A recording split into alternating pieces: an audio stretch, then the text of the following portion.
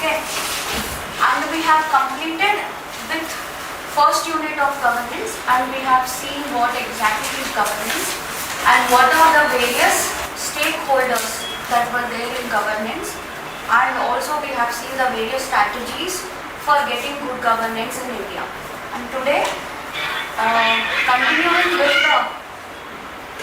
continuing with the yesterday's class, we have to deal with the strategies for good governance. Please take down the heading of the coming topic which we are going to discuss, that is strategies for good governance. That means what are the various initiatives that were introduced by the government of India in order to get good governance in India. Okay, before moving into the lecture, firstly let me clarify about one important concept here. What exactly is the meaning of good governance? Good governance means what? Can anyone answer it? What is the meaning of good governance? Okay, forget about the word good here. Can you answer what exactly is governance? Governance means The strategic way of taking care of society and people. okay, the strategic way of taking care of society by whom? People. Who will take care of the society? It is the government. That means the process involving the welfare of the people, and that is given by the government, is called as governance. Okay, to put forward in a framed form, governance means the usage of government's authority for the welfare of whom? People. Governance means how the government uses its authority. Authority means the power which it has for the welfare of the people. And here you already know the factor that we are talking about combinedly going for enforcing its authority for the welfare of the people is called as governance. This far is clear? So governance means how the government uses its authority for the welfare of the people. Now, what is the meaning of good governance now? We have added a word as a preceding word, that is good. So what exactly does it mean that good governance is all about? Ante, good governance means it is simply saying the establishment of Ram Raja. See, don't think that Ram Raja symbolizes only one religion or such. Here Ram Raja symbolizes the establishment of justice or the establishment of just conditions of governance. That means if the governance that is carried out by the various organs of the government is in a just manner, is in an efficient manner, then we can say that there is good governance in India. Okay, whichever policy that the government may enforce, if that policy is enforced in an efficient and effective manner, then we can say that there is good governance in India. Okay, so this part is clear. So what is good governance? Good governance means the ability of the government to enforce governance in a good and responsible manner. Okay, understood? Now, take down the next subheading.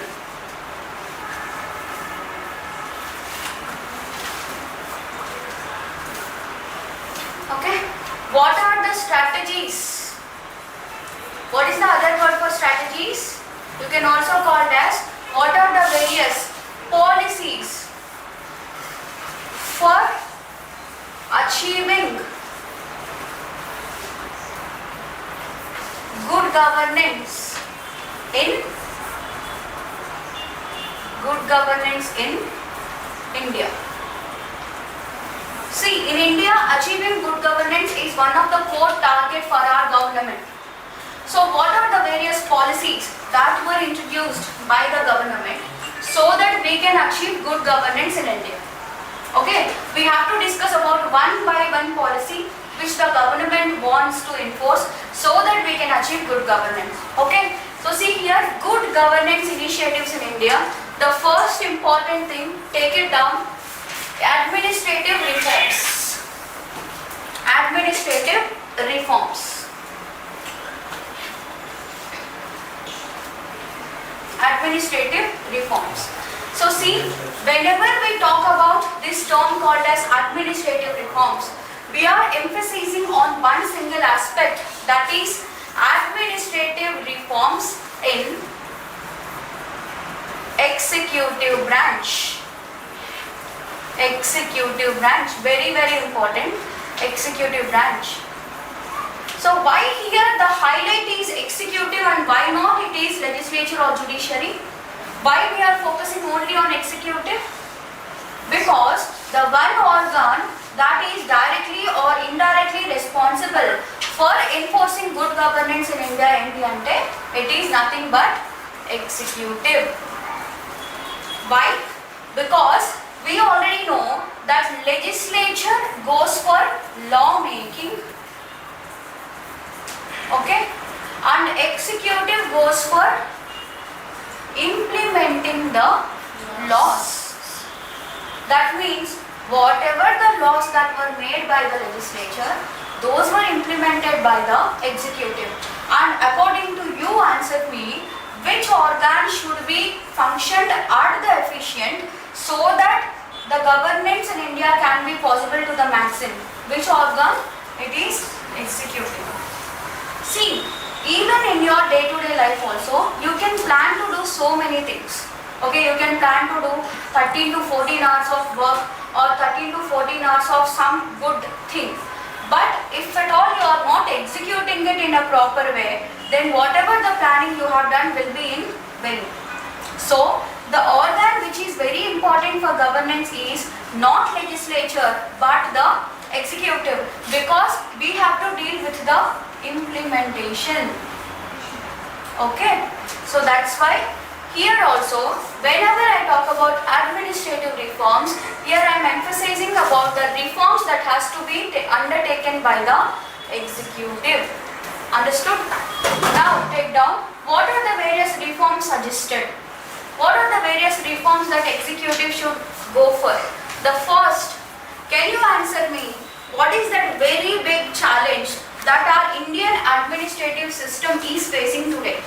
What is that one biggest challenge that every governmental office or every person who is involved in this administration faces today? What is that one challenge? I have said it many times in the class. What is that one big challenge that we as...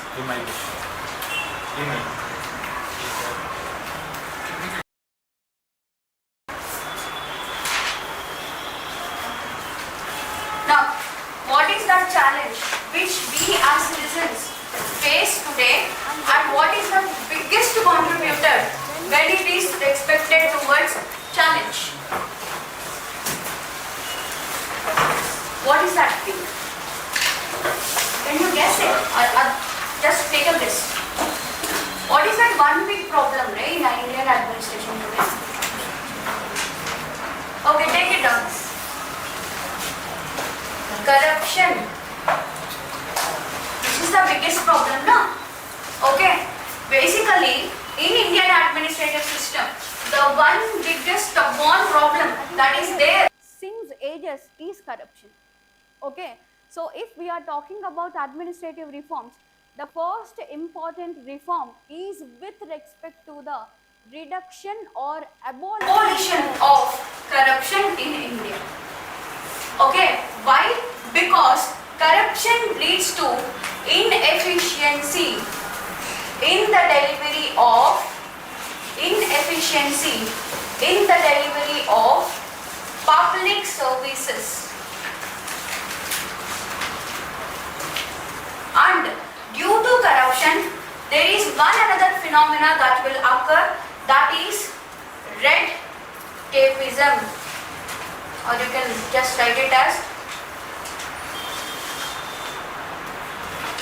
red tapeism. What is red tapeism? Delay in the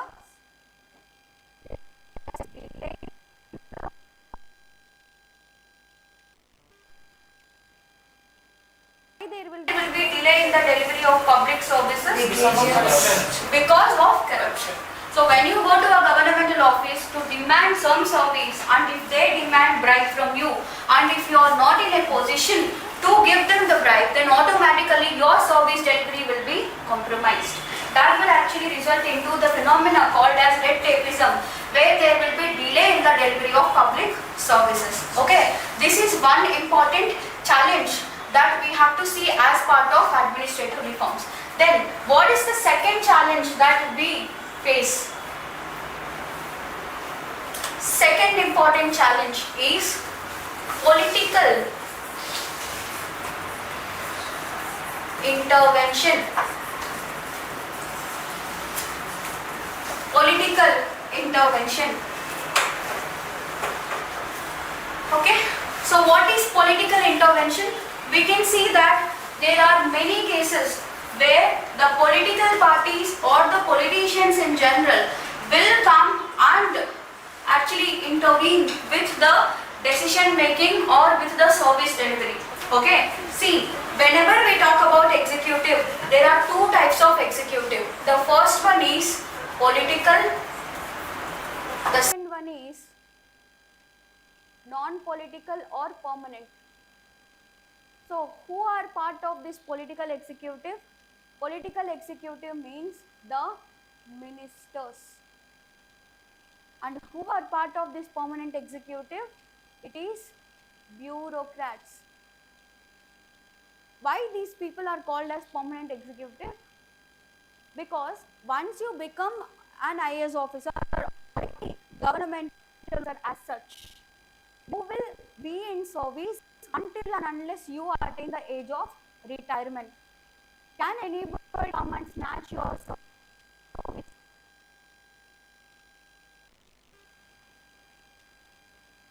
Your constitutional right at a post, you will end up serving in that post until and unless you attain the age of retirement. But here, when we talk about political executive, can it be possible that today if you become the minister, you will serve as a minister for the coming 10 or 20 years? No. You can actually serve as a minister only and only if you get elected again. So, now you answer me, what is the maximum time period for the political executive to stay in power? Maximum time? 5 years. After 5 years, depends. If you get re-elected again as an MP, then, and if you are made as a minister again, then actually you can become a minister. Or otherwise, no. Understood? So now, it is whose responsibility for the implementation of the policies means it is the permanent executive's responsibility at the ground level. Okay, these include the district collectors, etc. Now, when the political executive comes and intervenes with the permanent executive's decision, it always results in the inefficiency, because these permanent executive people will actually lose their morale for the proper administration. See, whenever you are doing something, if someone else comes and intervenes in your work again and again, what will happen to you? If I'm here, you are doing something. If I am coming to you and if I am intervening with you or disturbing you again and again, what will you do? You will end up not doing anything because you get vexed with me. Okay, the same thing happens when there is a lot of political pressure or political intervention towards the bureaucrats. They will end up not doing the work or delay work, finally resulting into red tapeism again. Understood? So everyone needs their proper division or demarcation of work. If that division or demarcation of work is not there, then automatically people will get confused and they will end up not doing the work. Okay, so that is the second reform we have to consider, that is reducing the political intervention with the bureaucrats. Okay, so these two are the reforms that we consider as part of administrative reform. There were so many things, but these were the basic few things that we should be knowing. Okay, next thing, citizen-centric governance. Take down.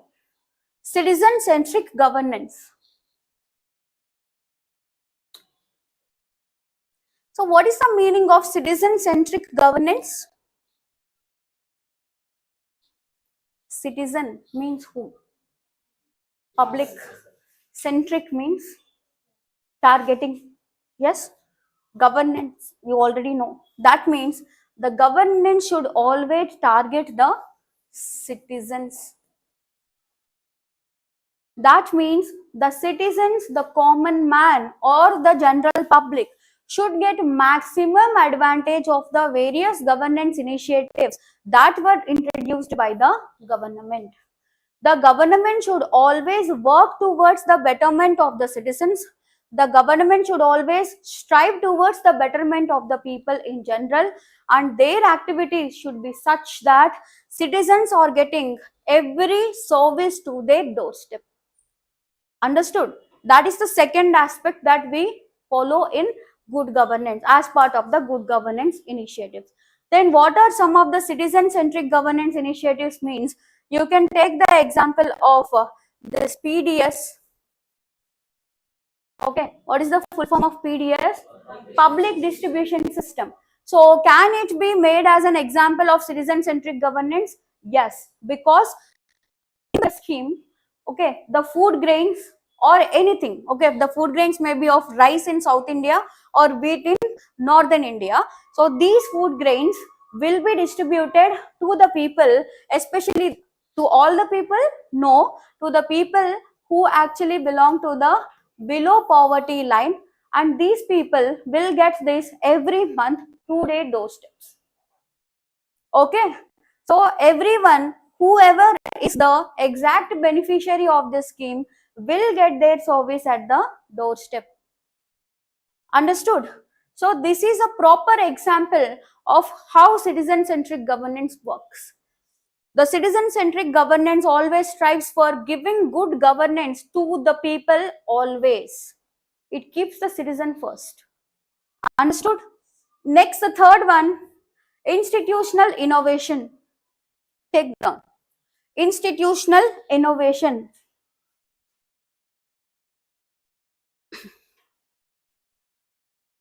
Institutional innovation.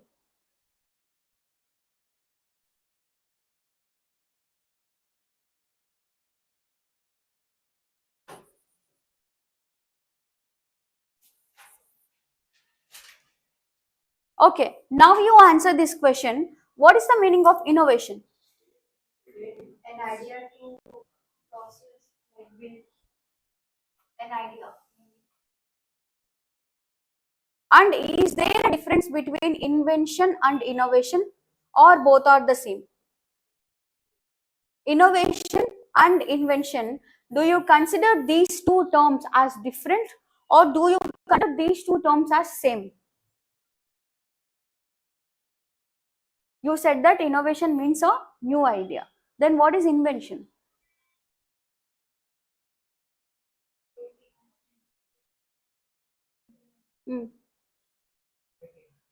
See,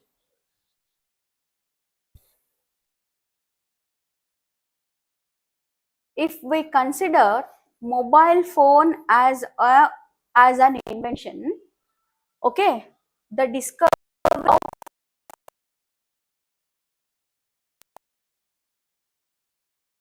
okay, if we consider mobile phone as an invention, okay, then the invention of smartphone can be treated as an innovation. That means innovation means what? Already in an already existing thing, if you are if you are getting a new idea, or if you are backing a new idea that can be enforced in an already existing system, that is called as innovation. Innovation means a system where it is designed properly, and if you are getting a new idea so that it can be implemented in that system, that is called as innovation. Okay, if I have to give a proper example, previously we used to have this ration cards. Okay, are you aware of this ration cards? Through these ration cards, we used to get the PDS, etc. Now these ration cards are there, but most of the ration cards got replaced by one different identification thing called as Aadhaar. Okay, so now Aadhaar, PAN, these two are the parameters where the government decides on the various criteria that they have to allocate for the people.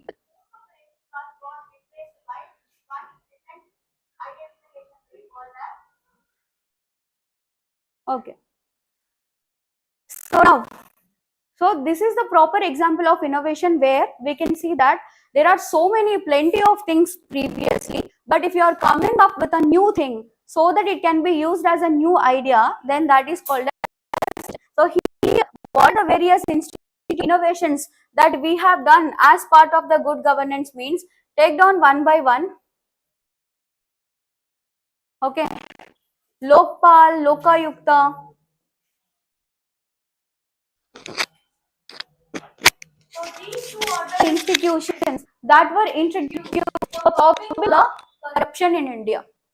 Lokal is for center and Lokayukta is for states. Okay, and like this, there were so many institutions for targeting the corruption. And why targeting corruption is important?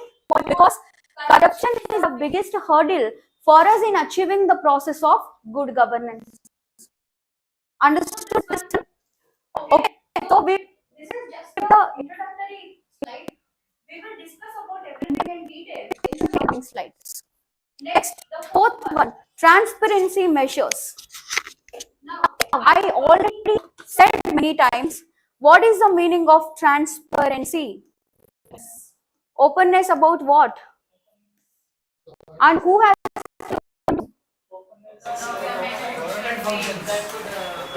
openness of government towards whom?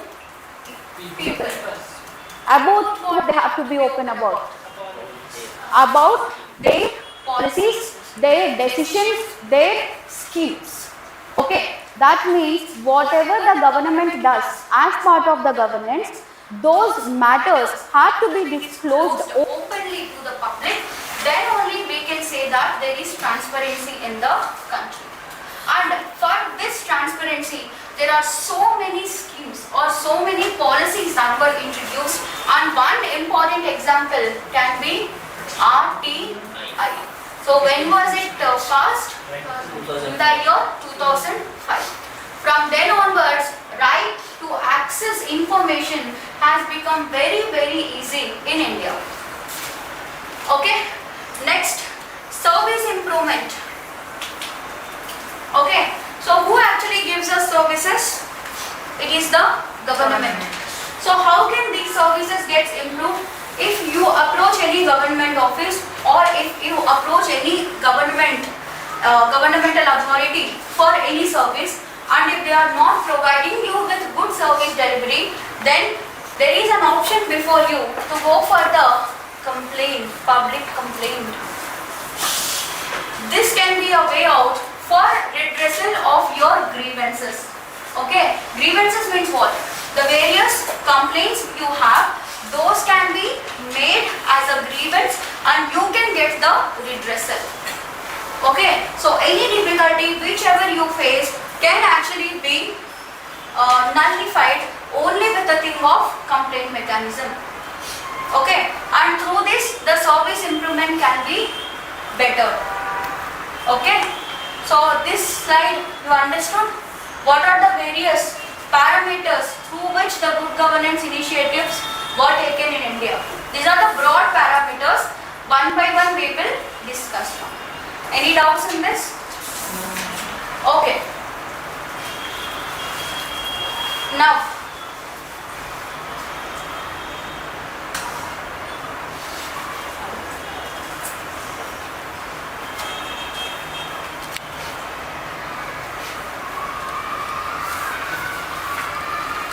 yes, take down. Right to Information Act. Okay, this initiative can be made as an example of which measure? This initiative can promote which principle of good governance? Which principle? Just now I said, no? Transparency. Huh? Servicing government. No, ma. Transparency. You only said that transparency means openness. And how can we get access to the open information about government? Through RTI. Okay. So see here, Right to Information Act. This act passed in the year 2005. Okay.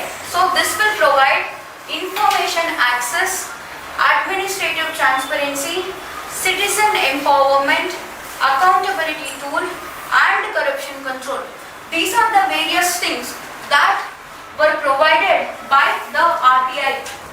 So first one, information access. I already said that you can get access to any kind of information, okay, if you go and demand it. Okay, just exempting certain things which are a matter of national security and all. Rest of the information you can access it with the help of Right to Information Act. Then the second one, administrative transparency. How it will promote transparency? Because whatever is there in the governmental documents, you will get to know about it, you will get access to it. So there is no chance of any mismatches or any kind of opaqueness. Okay, closed information is not at all there, everything is open to everyone, you can go and actually check it. And even regarding the revenue related things also, how much revenue does the government got, how much revenue does the government spend, everything is given in a clear cut manner. So there is no scope for closeness or opaqueness. Okay, next the third one, citizen empowerment. And how the citizen gets empowered through RTI, you answer. Empowerment means what? Empowerment means a kind of development. And how the citizen will get empowerment? Well, through the usage of RTI. How? See, every citizen gets a kind of benefit from the government. And how he gets to know about the benefits that government intends to give him or her? Through RTI. If you are not knowing about what exactly government is doing, how can actually you demand something from the government? See, you can attend my class only and only when you have information about my class timings. Okay, and the venue where the class is conducted. Without knowing the venue, without knowing the timings, can you actually come and attend my class? No, that is not possible. Similar thing, without knowing about government related information, can it possible for the citizens to get empowerment? Not. So that's why through RTI, the citizens will get all the basic information about the government, and this will actually result into the empowerment. Empowerment of whom? Empowerment of citizens. Then the next one, accountability. Take the accountability.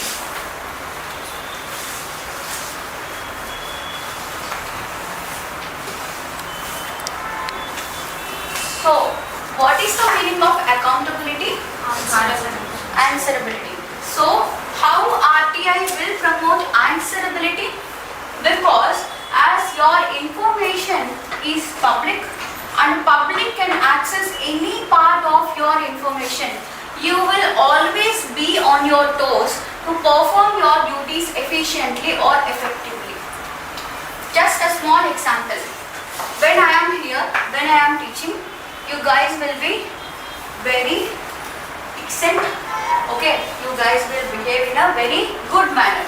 When I step out from here, when there is no one in the campus, how you guys will behave? Do you behave in the same way? No, right? You will behave according to your own. Similarly, if the government knows that anything can be accessed by the public and they can be questioned by the public in any sphere, then they will always be on their toes. That means they will always be working for their betterment. And if there is no such thing and public cannot get access to the information from the government, means every government official will be in a chill mode. Okay, he won't be doing anything because no one gets to know about what exactly he is doing. Understood? So that's why RTI will build the accountability, because this kind of answerability is expected from any governmental authority, and through RTI we can get that. Okay, and the last one, corruption control. How can you get to the corruption control? Through RTI. Because in RTI, if you go and demand the information, you will get the information about the various schemes, how much the money was allocated for that scheme and how much has been spent. And if there any mismatch between the allotted amount and the spent amount, then the difference would be corruption. Okay, let's take an example.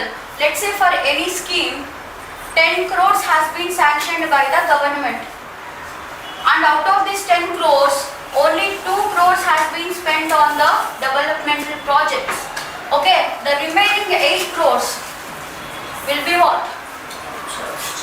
Yeah, because there is no proper document, there is no proper audit of the money, where it went and to whom it went.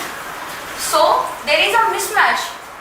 You should actually prove where does this 8 crores go, and if you are unable to prove that, it is evident that these 8 crores was taken as a corruption. Okay. So this far is clear. Right to Information Act. Next.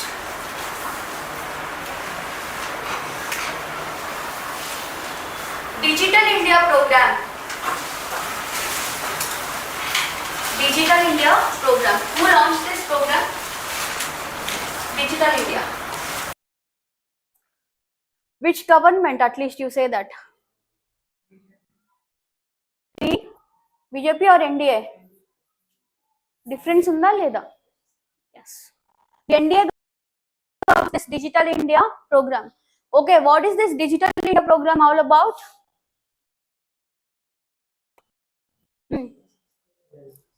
Digital India means what?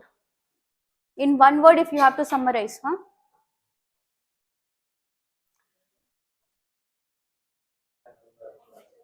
Take down. Strengthening the digital infrastructure of the country.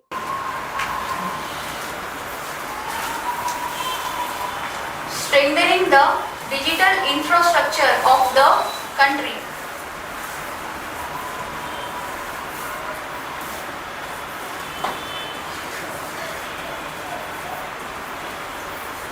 Okay, how this digital infrastructure will be strengthened? With the usage of mobile phones, with the usage of connectivity, that means internet, and through the online mode of service delivery. See, previously the service delivery used to be based on offline or person to person. Okay, simply take an example. If you want something previously, you will just go to the nearby store. You used to get the things whatever you want. But in the present day scenario, what is the reality means? Whatever you want, you will just go to the Google or to some any e-commerce platform. You will just search for it and you will get it. Right? Okay, people are not preferring to go to the local stores because you are getting the same product at a discounted price in online. And that too, if you have to go to the local store, you have to get up, you have to walk, or you have to go. Here, everything will get delivered to your doorstep. Okay, so that means whatever the services that we are doing previously as a matter of offline, these days we are doing it as online. Okay, so the very big watershed movement that came after the announcement of Digital India program is with respect to the usage of technology for transactions or usage of digital means for transactions. Okay, previously the shopkeepers, okay, or the vendors, whosoever we visit, will go there, will purchase something and will pay to them with via cash. Okay, now wherever you go, any small business or any small street vendor or anyone, they will have a what? QR code. Yes, and through this QR codes we make the payments. Here there can be, we can actually say there is one concept that emerges, that is cashless economy. Everything is done without cash. It is just a transfer of money from one beneficiary to the other beneficiary. So through this Digital India program, everything is digital now. The buying and selling of goods and services, the transactions, the incoming and outgoing transactions, and also the service delivery by the government. Previously, if you want any kind of service delivery from the government, you have to go to the concerned governmental office and you have to apply. But presently, you can directly go to the specified government website and you can actually demand that facility or demand that kind of service through online. Okay, let's say if you have to download the Aadhaar, okay, do you go to any nearby center to download the Aadhaar? No. You can just go to your mobile phone and you can download the Aadhaar within seconds, provided if you have the mobile number with you. Okay, so that is the thing. So through this Digital India program, we are building digital infrastructure, we are building online services, we are building electronic governance, we are building technology adoption and service efficiency. So whatever I said up to now, so these all can be summarized into 5 different heads. Digital infrastructure, that means the connectivity, okay, the availability of the broadband services or the internet services. Next, second one, online services. Previously we go to the stores, now every service is available online. The third one, electronic governance. Previously you have to go to the concerned governmental office for getting your service. Now everything is electronic, you can just access anything with the usage of your gadget or computer. Next one, technology adoption. That means usage of technology for your day-to-day kind of things. That may be transactions, that may be your adoption towards the various things, that may be in your workplace or anywhere. You are adopting to technology. Okay. Next, service efficiency. Through the usage of technology, there will be efficiency in the delivery of public services. Previously there used to be corruption, a lot of corruption. But now, as all the services are digital, we know that computers can't take bribes. So that's why if there is any small mismanagement of revenue, that can be easily detected. Okay, and that's why corruption to a larger extent has been reduced after this one reform. Understood? So these were the things that we actually has experienced as part of the Digital India program. Next one, direct benefit transfer.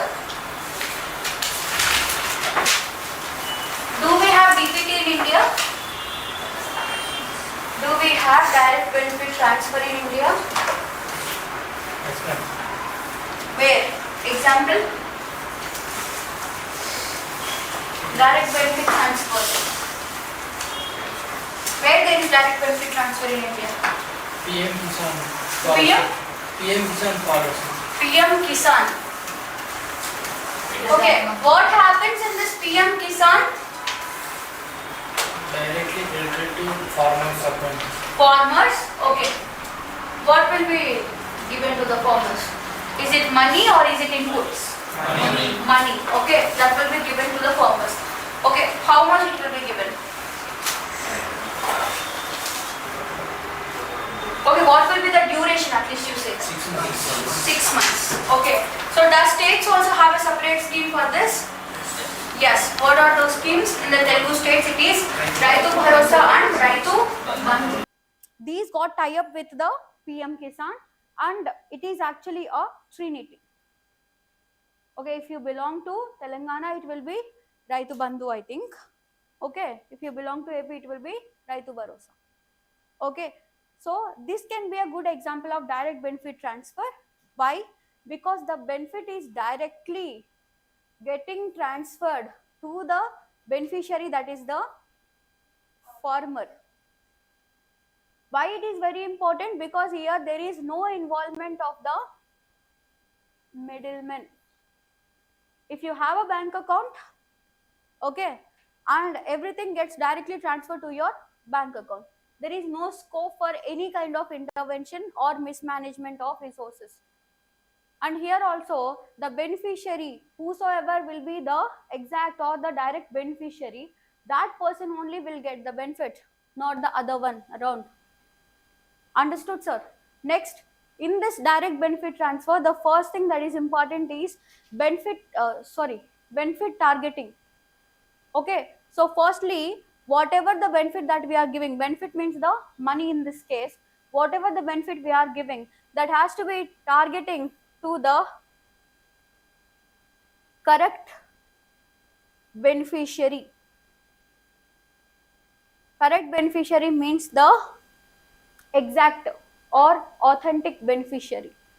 The person who is intended to get the benefit, not anyone as a duplicate person or any person who actually forged the documents to get the benefit. Okay, so it should actually target the exact or the legal beneficiary. Next, second one, leakage reduction. Just now I said, as there are no middlemen, there won't be any leakages. Leakage and means what? Where the money will be leaked to the middleman. Here there won't be any leakage because here the benefit is directly credited to the beneficiary. Next, the third one, financial inclusion. Why there will be financial inclusion? We know that these direct benefit transfer schemes are targeting the marginalized sections of the society, and through this we can achieve financial inclusion by actually targeting them, that too with the promotion of digital India. How? Because here you should have a bank account to get the benefit. So as the marginalized people, everyone has a bank account. This will make sure that financially they are included in the various sectors or the various governmental schemes which the government wants to. Okay, so financial inclusion, in that one important thing is the opening of bank accounts, okay, especially to the people belonging to the marginalized sections. Okay, and we have a dedicated scheme for that, that is Pradhan Mantri Jan Dhan Yojana. Okay, this is actually related to the financial inclusion only, where they are aiming for the opening up of bank accounts, especially to the people belonging to the marginalized communities. Next, timely delivery. There will always be a time period for the delivery of services in DBT. You said that for every 6 months. So, for every 6 months, the money has to be credited. There will always be a time delivery mechanism. And the last one, welfare efficiency. As everything is digital, everything gets recorded in the computers or the other gadgets, there will be efficiency in the service or welfare delivery. Understood, sir? Okay.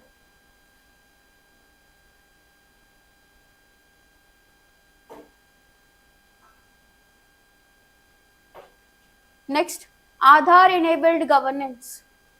The last topic. Aadhaar enabled governance. That means using Aadhaar for the various governance related initiatives. What is that one thing that is used as the identification for the beneficiary in major governance related issues or initiatives? What is that one identification that is required or authentication that is required? Means it is Aadhaar for many things. Okay, for opening a bank account, what you need? Aadhaar and PAN card.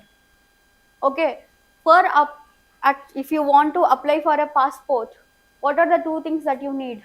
Aadhaar, PAN card. Okay, so through this one unique identification number, all your data can actually be accessed by the government, and the service delivery can be very easy, so that all your details will be legally known to the government. So that's why Aadhaar is the major point of authentication that is used by the government for the service delivery. So see, Aadhaar authentication will go for unique identification. Okay, there won't be any kind of mismatches or misarrangements, because every person's Aadhaar is a unique identification one, and no person's Aadhaar will match with the other person's Aadhaar. Right? Okay. Next, can your Aadhaar be misused by any other person? No. Because for the authentication, you need to give the fingerprint and also the face eye scan. Okay. And we already know that no two fingerprints can be same. So that's why there won't be any kind of mismanagement of this. Next, service integration. Through Aadhaar, one can get multiple services with one identification. If you want to go to any government, if you want to appear for any governmental exam, with Aadhaar, yes, you can get the entry. Okay, so like this, so many different things can be accessed only through Aadhaar. Next, subsidy targeting. If you want to get any kind of subsidy, let's say that the gas cylinder related subsidy, or the subsidy related to any kind of agriculture related things, etc., that subsidy can be availed by you with the usage of Aadhaar. Next, identity verification. Okay, through Aadhaar, they will actually verify whether you are a legal beneficiary or authentic beneficiary or not. Okay, and if you are not a legal or authentic beneficiary, you won't be getting any service from the government. Next, delivery accuracy. As everything is digital, the service delivery will be very accurate. There won't be any kind of wrong happenings can be there, because the person who is the beneficiary only will get targeted by the government. There won't be any other duplicate entries. Okay, so these are the various things that we can actually get through the Aadhaar enabled governance. Understood? Okay, this is about today's lecture. Any doubts?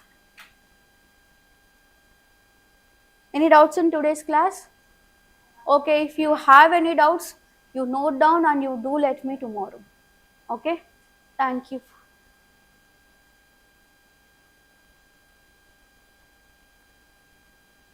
Good evening all. Today we'll discuss about Indian ancient history. In Indian ancient history, the first topic is Indus Valley civilization. See, there is a little difference in between culture and civilization. When you come to the term culture, in culture there is beliefs are there are values are there. If you compare to the civilization, civilization is advanced level of life, advanced settlements, and new way of life. Okay, this is little difference between culture and civilization. If you come to the Indus Valley civilization, this Indus Valley civilization flourished between different authors, yes, different age, different dates. According to NCRT, because we should follow only NCRTs. Some textbooks like R.S. Sharma, they quoted like 4400 BCE to around 1500 BCE. But this Indus Valley civilization, we can demarcate into three phases. One is formative phase, and second one is mature stage, that is the urban centers, and the third stage is the decaying stage, the last stage, that was the. But the origin, we can write, origin is 2600 BC to 1900 BC. Okay. In school also, in school level, we studied this topic, and there are many sites are there. One is, I hope you remember many sites. If you know, you can help me.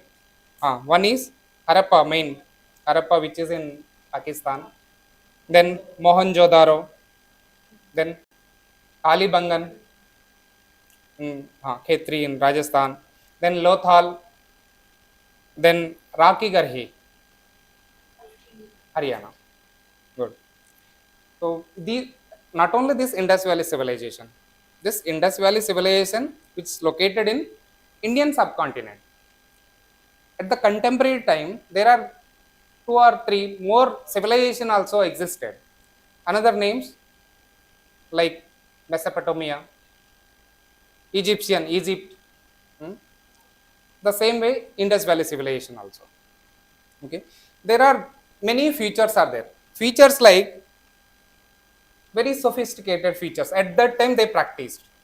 At that time religion was different same, but they followed different, and they lived the different lifestyles.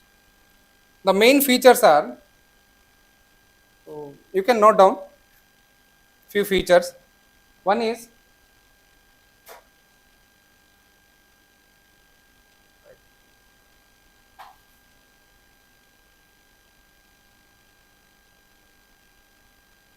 so one feature is grid pattern or grid system.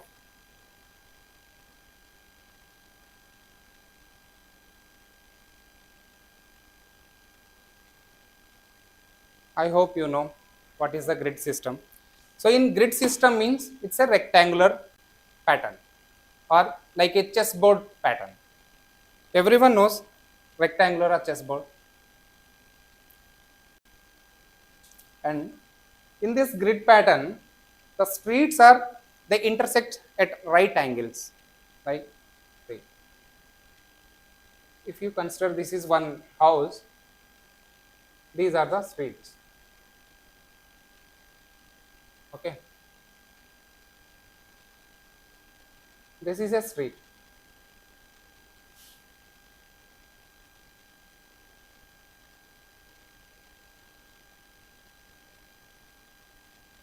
Okay, these are the streets, and these streets helps the people to move freely. Okay, this is right angle, right? They intersecting at right angles. Okay, and these streets are 10 meters wide and straight. This width of this street is 10 meters. Okay, you can note down in grid system, streets intersected at right angles to each other. Okay, streets intersected at right angles to each other. So this grid system is in rectangular or chessboard system. This grid system is a rectangular or chessboard system. So example of this grid system existed in the main city is Harappa. Harappa is which is in Pakistan and little part of Punjab. Okay. And the next feature is town planning. Second feature is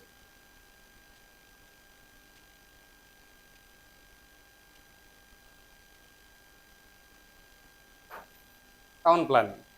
So in town planning, at that time they followed centralized town planning.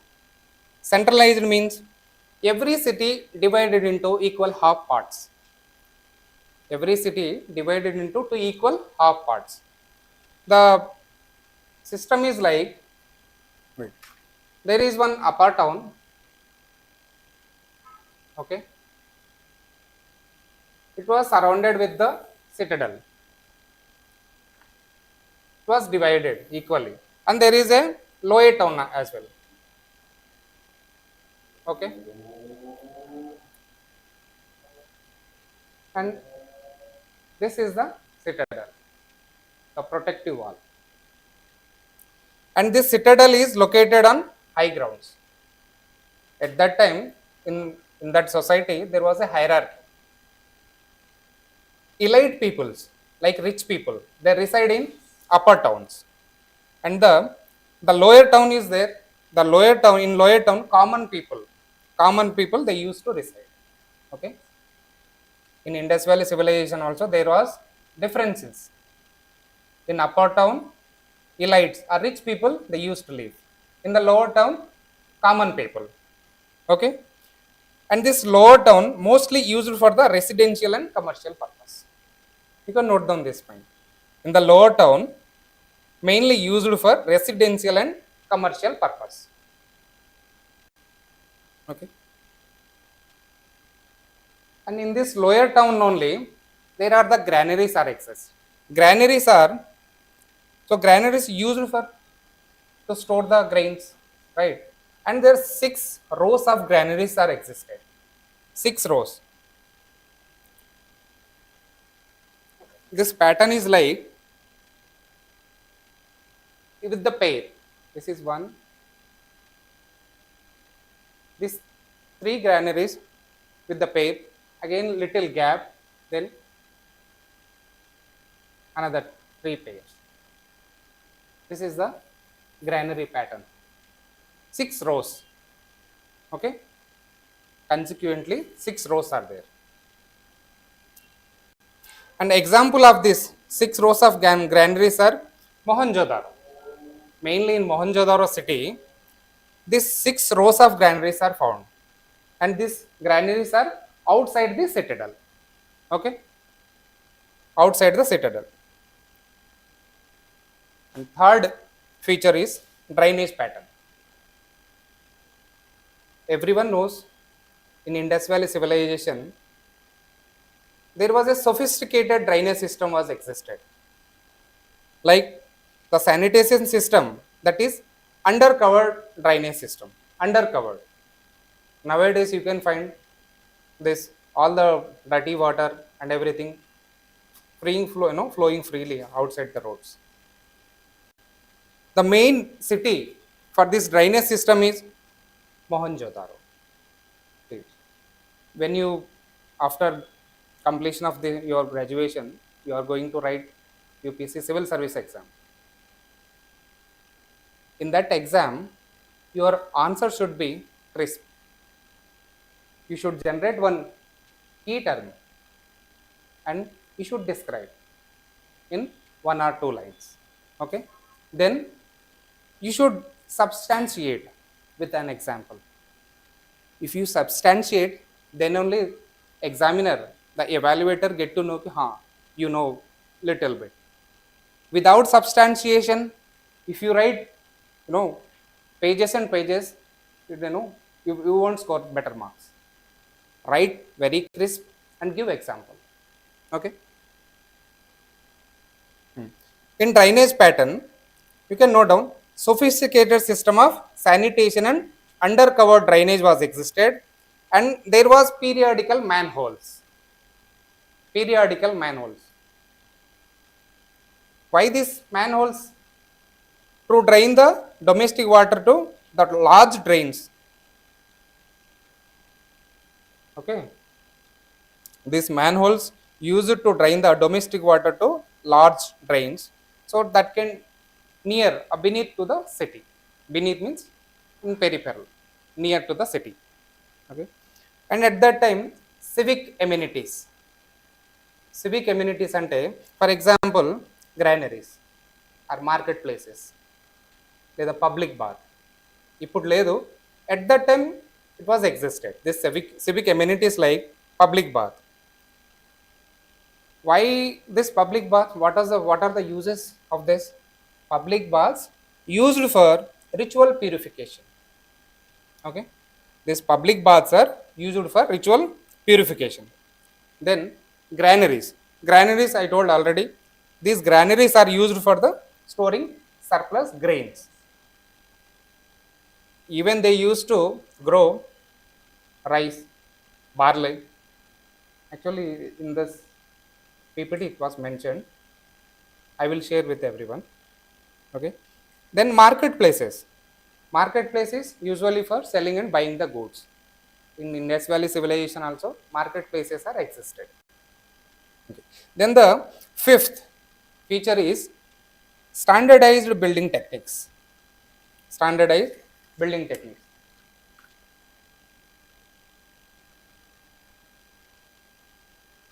Okay,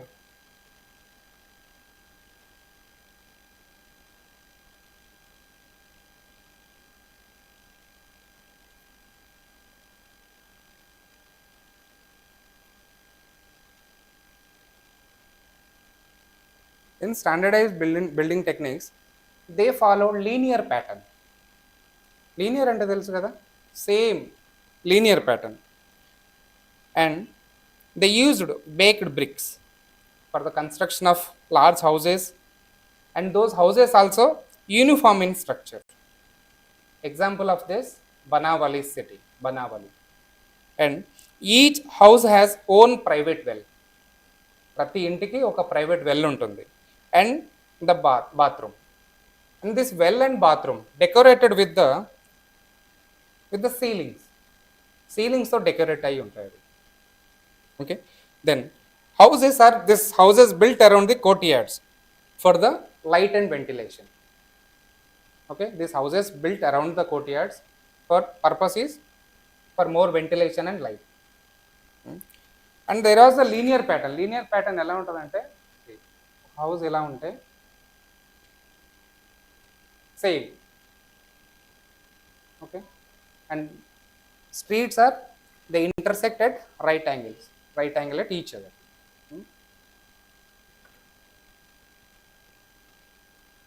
ప్రతి ఇంటికి they have their own well and own bathrooms, and the drainage system was undercovered. Example, this defensive architecture is made with the baked brick, and this brick is 6 meter thick. 6 meter thick baked bricks undayi.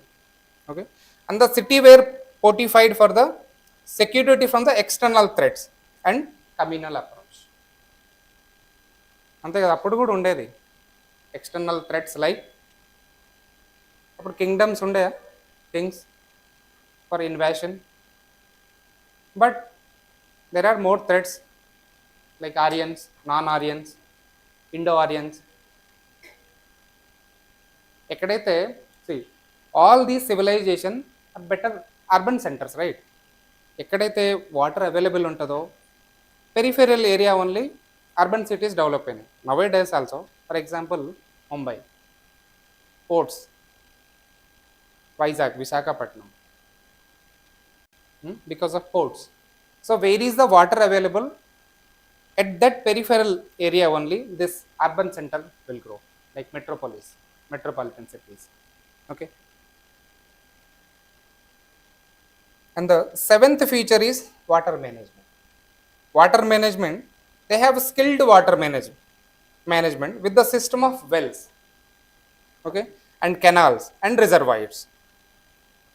And these canals and these reservoirs and wells, these used for the irrigation for the crops. They used to grow crops, right? Crops needs water, irrigation. So this irrigation was channelized through canals and reservoirs. Okay, and few wells, that wells are used for the domestic water also for consumption of humans. Okay, next, at that time foreign trade also existed, foreign trade with the different civilization like Mesopotamia, like Egyptian civilization. So from Harappan cities to Mesopotamia, the Mesopotamia city example I told Egypt, they imported at that time copper.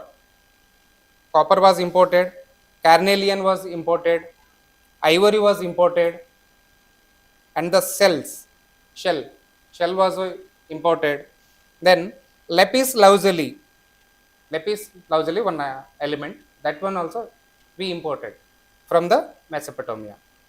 Then pearls, pearls also we imported. Okay. At that time, gold armlets and needles. Gold armlets. One example is there, that bronze statue. Bronze statue. The statue which was in Tribhanga position, we found in one Harappan city, Indus Valley civilization.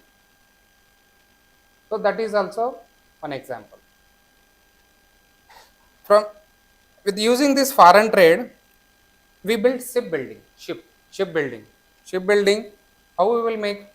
With the dockyard and boats. The example city is Lothal. At the Lothal is a one site in Indus Valley civilization. Lothal is one site.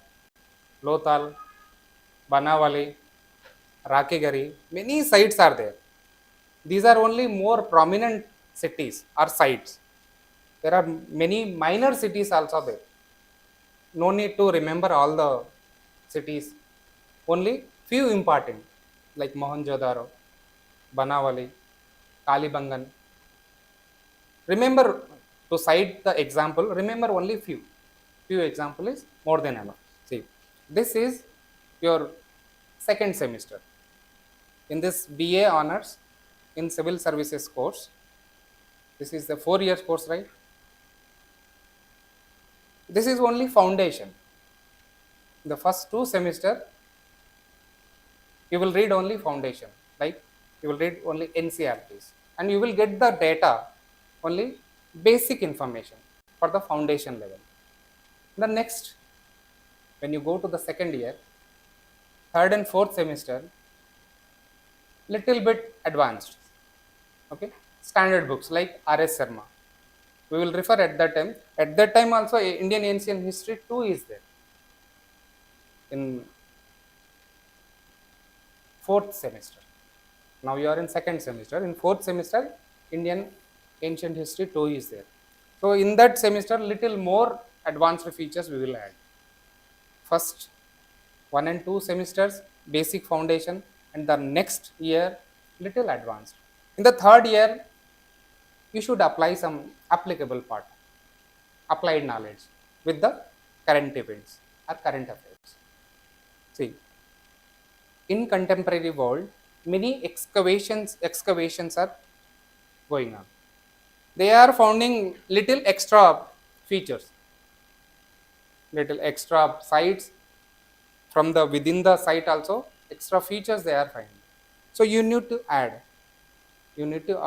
all these features in the your mains exam.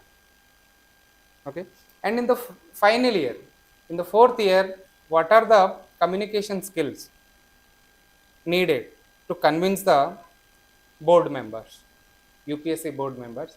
Those things you will learn in the final year. That is the finishing school for the this UPSC civil service preparation. So everything will take you in a constructive way. First year the foundation only. So if you remember this site names, what are the main features, that is more than enough. From next semester onwards, you will learn little advanced. Okay. Then next is the ninth feature is market diversification. In market diversification, the pottery and bead making. I told shells also they used to import, and jewelry is there.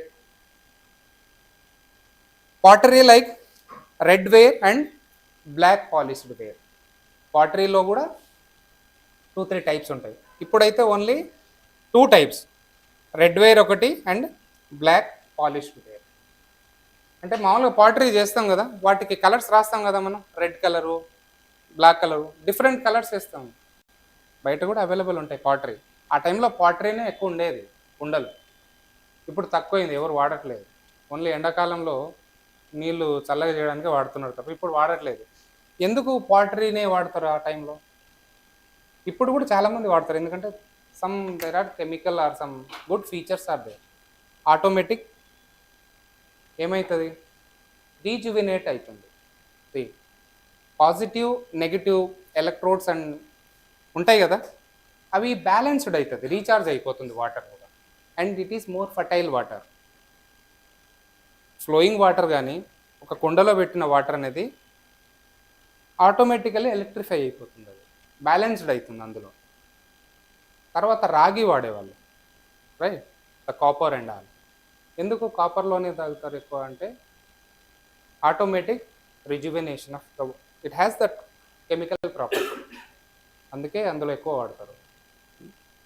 Okay, next agriculture. So at that time domestication of animals was there. The soil is fertile soil, alluvium soil was there. So alluvium soil, it is very fertile. Cotton gani, rice gani, barley gani, it's most favorable soil. Ante kada. And at that time matriarchal society was existed. Matriarchal society ante matriarchal society.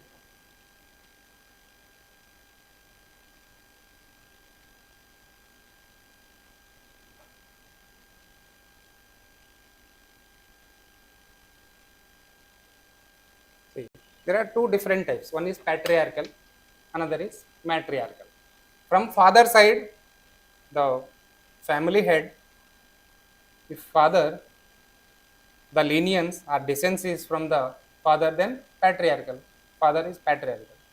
And the lineage or descents, whatever is there, the family head is mother, then it's a matriarchal family system. Okay. Example at that time, mother goddesses was there. That was the main example. Through example, through evidence only, we can classify which system was existed at that time. Like terracotta figurine, mother goddesses, terracotta figurines. Next, at that time, diverse profession also existed. They used to practice different professions like priest, warriors, peasants, then traders, artisans also there. Artisans, they used to make pottery, they make to weave the cloths. Then goldsmiths also exist at that time. Goldsmith for omelets, ornaments, evaru chestaru goldsmith e kada.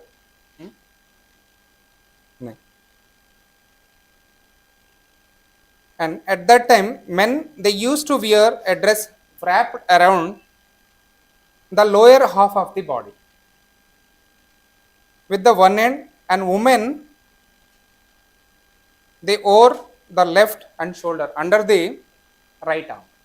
అంటే డిఫరెంట్గా ఉండేది, ఆర్మ్స్కి left side నుంచి wear చేసేవాళ్ళు, ఇదంతా ఓపెనే ఉండేది. ఒక beard with moustached old man, old priest, the figure was there in NCR. Okay, and there are the many reasons for this decline. Really, that is a great civilization. It was existed around some thousands of years, right? 4,500 to 1,500 means around 3,000 years it was existed, right? Why it was declined? Actually, many thinkers, many researchers, they quoted different theories. Like one theory is sudden death theory. Sudden death theory. That theory was given by Max Muller. Okay. what he gave, Indus Valley civilization was destroyed by the Aryan invasion. ఆరియన్స్ invasion చేయడం వల్ల, invasion అంటే ఏమంటారు తెలుగులో దండెత్తాడు, అదే invasion చేయడం వల్ల so Indus valley civilisation destroy అయిపోయింది because of Indo Aryans and Aryan invasion. The another theory given by E H T Mackay, the theory name is gradual decline theory. Gradual decline theory. So everything is there in this PPT. So according to this theory, river Saraswati has changed its course to Ganga instead of Arabia due to shift in tectonic plates. Okay. Even in tectonic plates, three types of movements are there: horizontal, vertical, and transboundary. Because of this transboundary plate movement, divergence movement, there was little gap. Because of this gap, this river Saraswati has changed its course, not towards Ganga, it's towards another location. Okay. And Robert Rakes, he gave another theory and many reasons he quoted, like climate change, mainly because of drought, no water, people died without water. One theory. And he quoted another reason is environmental degradation of because of this timber and fuel. Environmental changes, once upon a time, now more than 2 degrees or 2.5 degrees rise in temperature because of this industrialization, because of this vehicles, due to climate change only, right? So all these reasons contributed to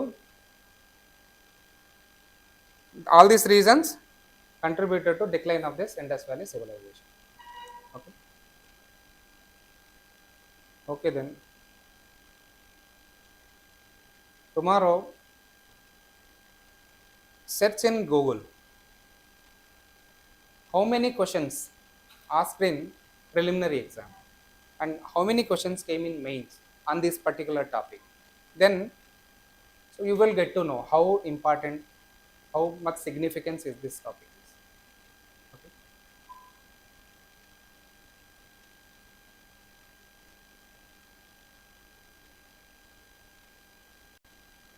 I think everything I covered. See this grid pattern, Citadel and Lower Town, planned residential areas, major sites like Harappa, there is Dholavira.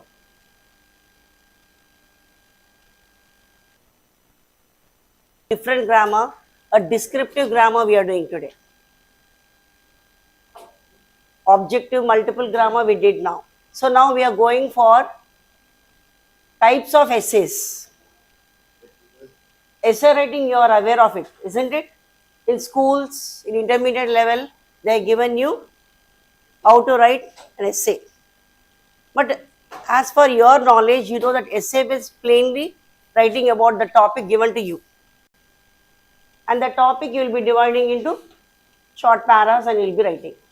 But today we are going to learn about the different types of essays. But before we discuss about types of essays, let me tell you about what is an essay. An essay means well-structured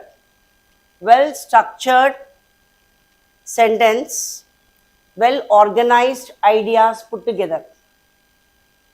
Okay, so here what I am to say is these essays are based on ideas, arguments, informations. Different type of passages we will be writing, essays you will be writing, isn't it?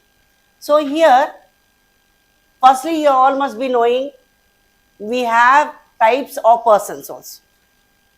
First person in English is, who is the first person in English? I is the first person. You, second person. He or she, third person, isn't it? So here our essay writings are based on persons, particularly a narrative essay. So in essays, the first type is narrative essay. Second one is descriptive essay. Third one is expository essay. Fourth one is argumentative essay. What is all these four types? In what way they differ? They differ in lot. Usually, we are happen to see movies, short films. They are narrative essays. They are. Why? Because first person is narrating the story. The plural form for the first person is we. I, we. Usually, the director, the narrator, who is telling the story to us. Here too, first person is telling the story to us. So, what are the rules we have to follow under the narrative essay? A narrative essay means a story or person's self real experience. Real experience. Sometime I will be telling in between, once upon a time what happened. I will be sharing my personal experience. Sometimes we will go to the unreal world also. Imaginary stories also we will tell, isn't it? So all these come under narrative. Okay, narrative essays. How it functions, what it is about. Here a narrative essay means, first, any film also we will see characters are very important, isn't it, in the story. Without characters there is no story at all, isn't it? Characters. Second one is settings. Around the settings, according to the time, okay, they have to set that everything. And the plot. What is the plot? We say plot 1, plot 2, plot 3, no? What it is? Like how it is be organized, how the story is put in an order. Plot 1, plot 2, plot 3. Who enters the characters in that plot. And also the last one is clear sequence. Clear sequence of events. So story, if we enter the theater at time, we can understand the story. Isn't it or not? If you go in between, you will not follow what it is. So that's why here a story means organized the ideas in a sequence, in a logical way. In a logical way. So that is the first thing. Mostly in a narrative, what is a narrative is essay is based on?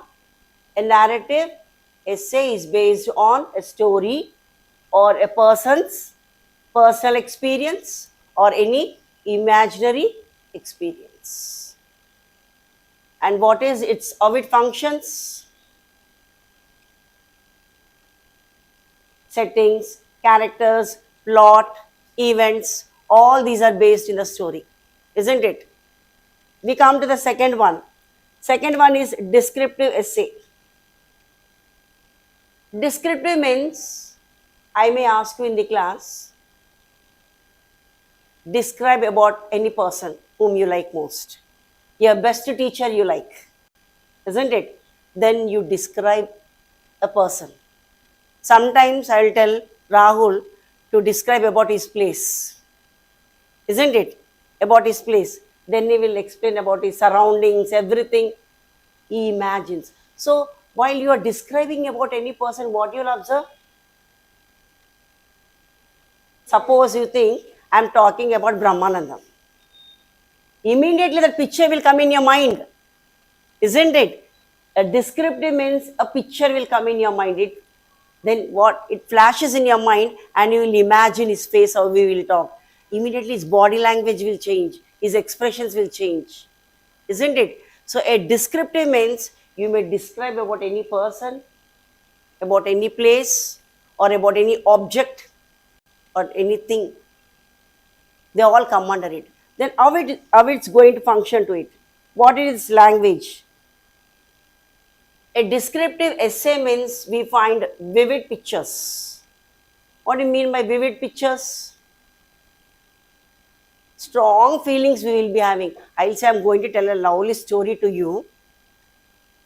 There is a thick forest. a jungle, and you see a prince on his horse, white horse, and a young prince running and coming on his horse. Then what you will do now when I'm saying this? What you all are doing? You are imagining, isn't it? The jungle. So here you are imagining the vivid pictures in your mind.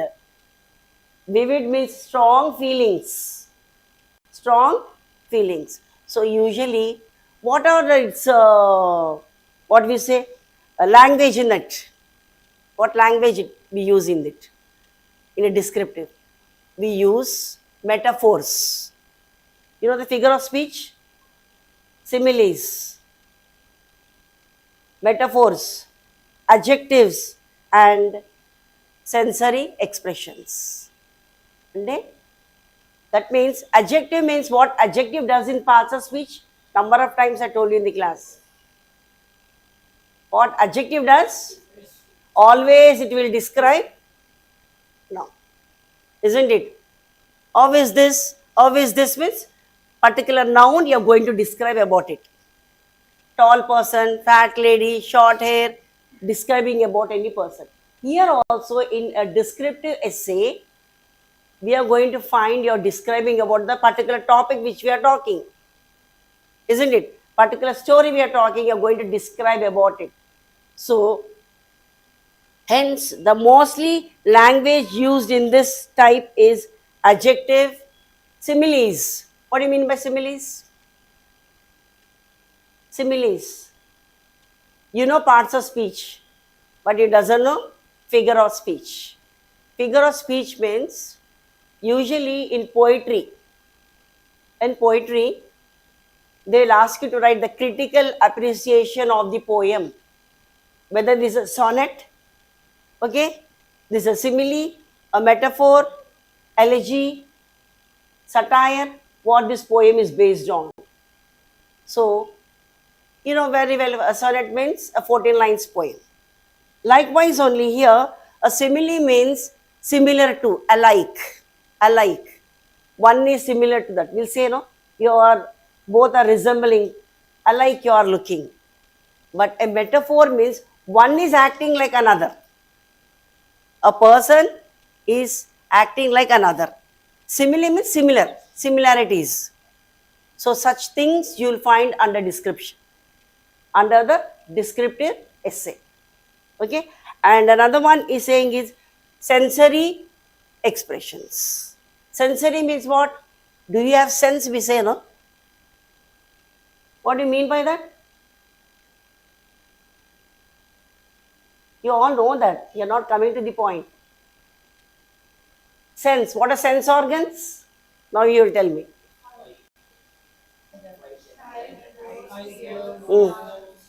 Taste, tongue, we taste, isn't it? All these are sense organs, no? Likewise, only in a descriptive essay, we are sensory expressions we have. That means when we are describing about any person, the sound, we are seeing, the taste, the smell, the sound, all these sensory expressions we could learn from the descriptive essay. Isn't it? They are interconnected, narrative and descriptive. Narrative story is told, but here they are describing about a particular person, particular place, particular thing, particular object. Then what is the third one here? What do you mean by expose? Means something is displayed. Expository. You can use a board and write now. Expository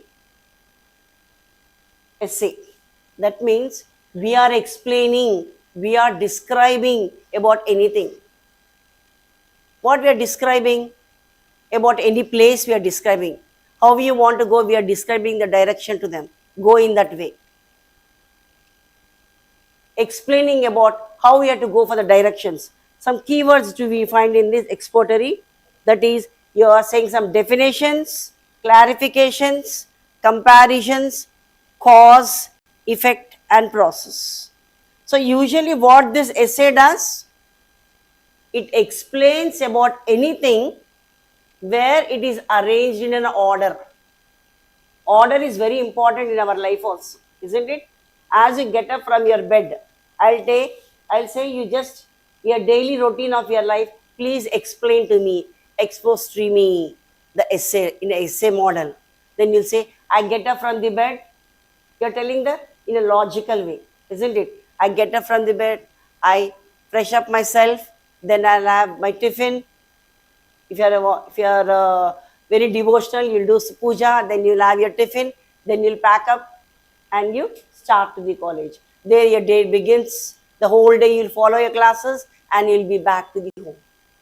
So that is the way you explain, isn't it? Explain or describing it is known as expository essay. The last one is argumentative. Argumentative. There itself you'll know the meaning of it. Argument. Don't argue with me. You say, no? When a teacher is questioning any student, sometimes teacher is speaking something, the student will be saying the other thing. There the argument begins. Sometimes among your friends too, you happen to face such things, isn't it? Argument. Some people, for silly things they argue, no? But here particularly what is telling is argumentative essay means usually we are happen to see a client, a claim and defense in a court. We just imagine when I'm telling about when you are going to a court, civil court, any court, when you are going there, you are happen to see both the defense lawyer and the lawyer whom we appoint, both of them will having the argument there. Then with the evidence is being proved, isn't it? There should be an evidence for the argumentative. When you are having argument with any of topic you are speaking, you should have evidence, isn't it? Without evidence, your argument is of no use. So thus, an argumentative essay presents a claim and supports it evidence. We are happen to see in movies, we are happen to see in real life, isn't it? Without proof, in a court, without evidence, though you are an excellent person, good person, nobody will entertain you. They needs to show evidence. That's why we are happen to see in movies and everything, no? They get the fake things and they manipulate everything in a few seconds, everything will change into wonder, no? In a movie, argumentative means. So here also an argumentative means, so one who is arguing, that person must have a strong, unclear way, vague way, and thus everything will be in a confusion stage, isn't it? So thus, when you are writing an essay in your exam, suppose in your examination, he will be asking you the differences between these. Last year we got that question only. In a tabular form, you are going to write what is the difference between narrative essay, descriptive essay, argumentative essay, expository essay. Difference between these four. How you are going to identify them? Write the points below it. Important points. How, in what way they are differing. In what way they are differing. That is very, very important. That means a narrative, we know that we narrate any story about a person. Usually, we are happen to see first person is narrating the story. Many times in our previous classes too, I was standing over here and telling you some past experience, isn't it? So I narrated I myself first person narrated it. When we come to the descriptive, difference between narrative and descriptive, you are describing mostly the physical status there, physical situations, isn't it? Plot, settings, time, everything you are setting there, and among all that, the characters are the most important way they play a vital role, isn't it? So as they are playing, that picture is being fixed in our brains, isn't it? When we discuss about any movie, Have you seen that particular movie? We'll say Pushpa means everyone have seen that movie, isn't it? Then when I speak about Pushpa movie, then what you will, I will say certain scene now. You have seen when both son and father, okay, when they both on the bridge, when they have an argument, when the truth has been disclosed, he has come to know that he is not his father. On his old scooter, they both will be having an argument, isn't it? When I say, you'll imagine that bridge, old scooter, his father, his expressions, and how he walks lame, no? Isn't it? His expression, his way of talking, his gestures, everything will be fixed in your mind. That's why small children will easily grab learning only through pictures, only through description. Our teacher jumps, they also will jump. Our teacher shows any picture in her hand, they will enjoy that. So they want something actions and some pictures so that they can intake in their minds. That is very, very important. So descriptive difference between narrative is narrative plainly you will be telling the story about any person, but a descriptive means where you mostly focus on describing any place or thing or anything else. And expository is nothing but only you're explaining about any certain place or anything else. Like you're speaking about like any importance on education. You're explaining about the education. What is the education system or how to use a library. When you go to a library, what you will do? There are hundreds of books in the library, you know.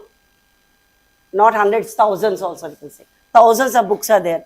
And everything is being written on each rags there, isn't it? Like arts books, science books, dictionaries, maths books, science, like different is there. Which particular section books you want, particular book you want, you'll go there only, isn't it? That means here expository means you're explaining about anything, library it may be, or when I say explain about the importance of education. What is the importance of education? Why you're coming to college? To gain some knowledge. Really, boys? Why you're coming to college?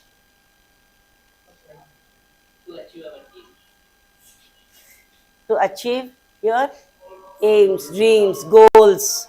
Dream big, reach big, isn't it? You have to dream big. In order to reach your dreams, what you have to do? You have to put lot of input, isn't it or not? Without input, just you sit at one place and if you dream, what happens?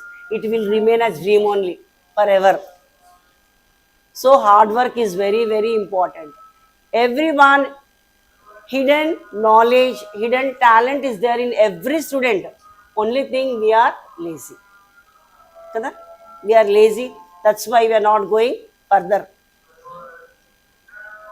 Today very patiently you are sitting.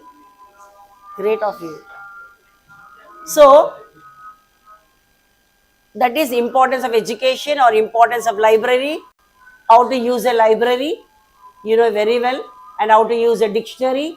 These days everyone forgot using dictionary. Hardly are carrying books to college because you have a mobile, everything is giving information to you, isn't it? Whatever you want, you are getting in chat GPT or so and so and so and so. So you have thrown the books aside.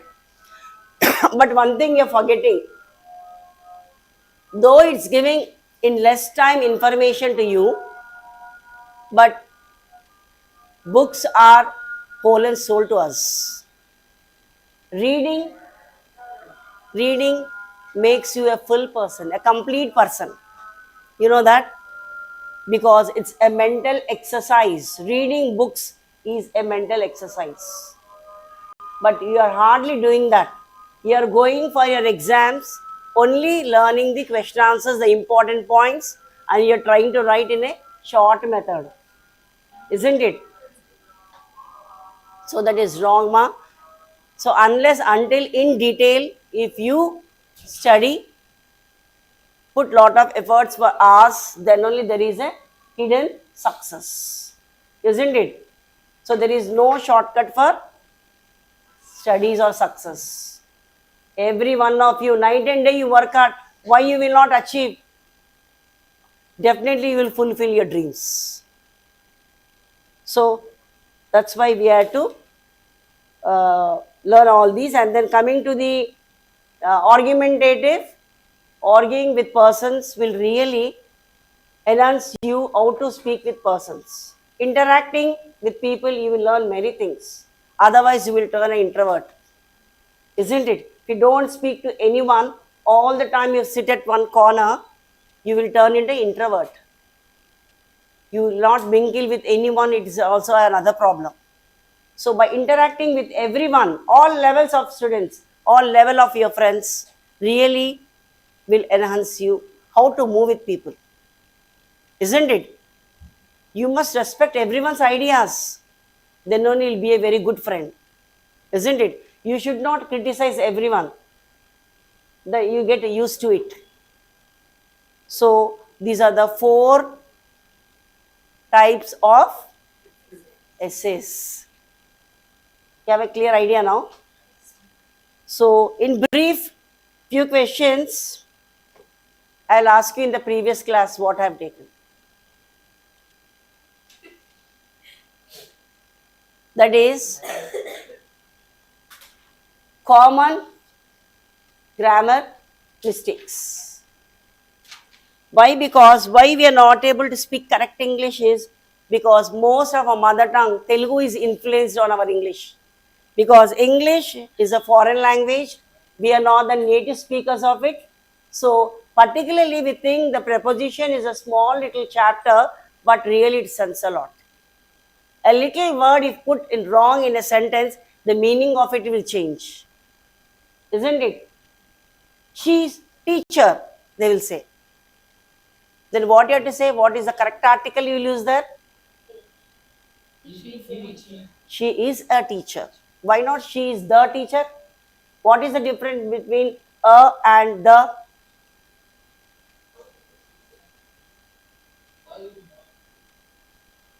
No, you speak. The? Santosh? The?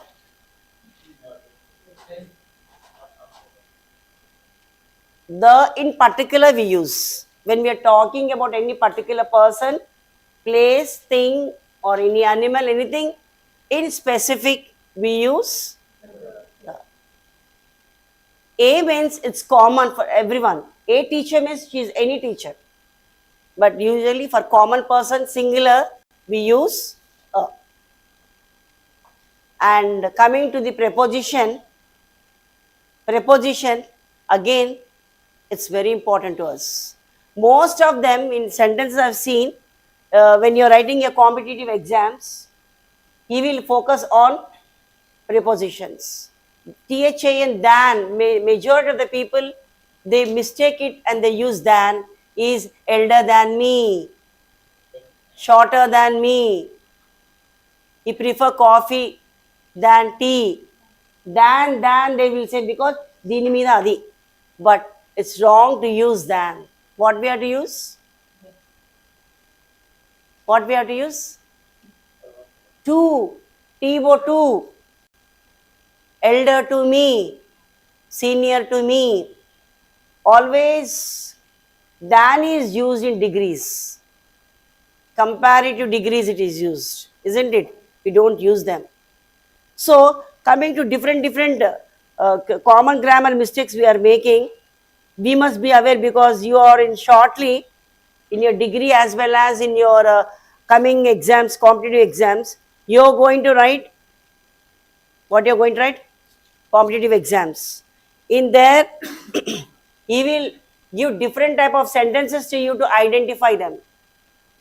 A small mistake will be there, you are going to identify and write the correct structure. Correct structure is very, very important, ma. You can't just put very well, she sings. Can you say that? What do you have to say? She sings very well. Arranging the words, correct structure is very important. So the more you focus on this, the more perfect you will learn. So all these we have seen in the previous class under the parts of speech also, how important it is. So inculcate the habit of speaking. For name's sake, you are joining in English medium, but you hardly speak English. Only if you attempt your exams can you do wonders. Make habit of talking with your friends, because correcting the errors in the sentence is one of the important chapters. In that, all chapters are included. Prepositions, articles, verbs, voices, speeches, question tags, all these are put under that chapter. All what are grammar chapters are put under that. So be careful in answering, identifying it. Shortly I'll be giving questions on that. And sometimes some similar words are also there for us where we are not able to know the difference of them.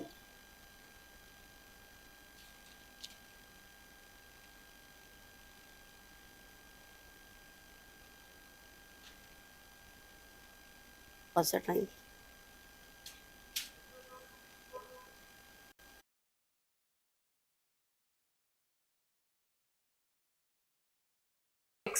Those are like here, you can see.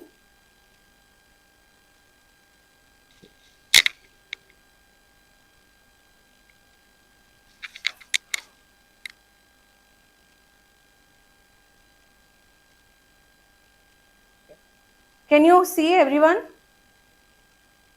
So the Nyaya Darshana, Vaisheshika Darshana, Sankhya Darshana, Yoga Darshana, Mimamsa Darshana, and Vedanta Darshana. These are Astika Darshanas. And the Nastika Darshanas are Bauddha, Jaina, and Charvaka Darshanas. Okay? These are the syllabus for the current semester. Okay. So today let us start with the Yoga Darshana. Okay? Can you see everyone? Right now? I hope so. Okay. So in Yoga Darshana, we have it is written by Maharshi Patanjali. So any idea you have who is Patanjali Maharshi? Don't say it's Ramdev Baba. Okay. So he belongs to the 2nd century. Okay. Not this Ramdev Baba ki Patanjali brand. Okay. So actually there is Yoga Shastra we do have, but he concised that Yoga Shastra. Like for example, we have the knowledge is spread so much, but it was concised, right, into textbooks or guide, right, so that the particular people can understand.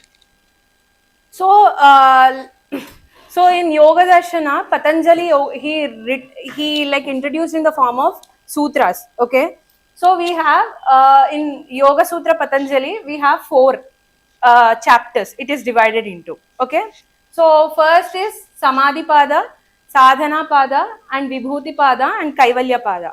Okay, so what do you mean by yoga? Any idea? Any idea you have? Yogasana. Okay. Okay. So it is derived from the Sanskrit root, which is yujja. So yujja means union. So generally yoga means the union between the Paramatma and the Jivatma. But other texts also gave some examples, like okay, so yujyate anena iti yogaha. So the union between something is called yoga. What is the, like how we have to union? What is that union called? So certain other texts gave like union between, like samatvam yoga muchyate. So not showing any partiality between anything is called yoga. And another definition of yoga say yogasu karma, yogaha karmasu kaushalam. So having a good knowledge or like performing your actions very well is called yoga. Like one performing their own duty means yoga. For example, right now you are all students. So what do you think you have your own karma? Like what is your duty? Studying, right? So you doing studying without diverting yourself and learning, increasing yourself, that is also called as yoga.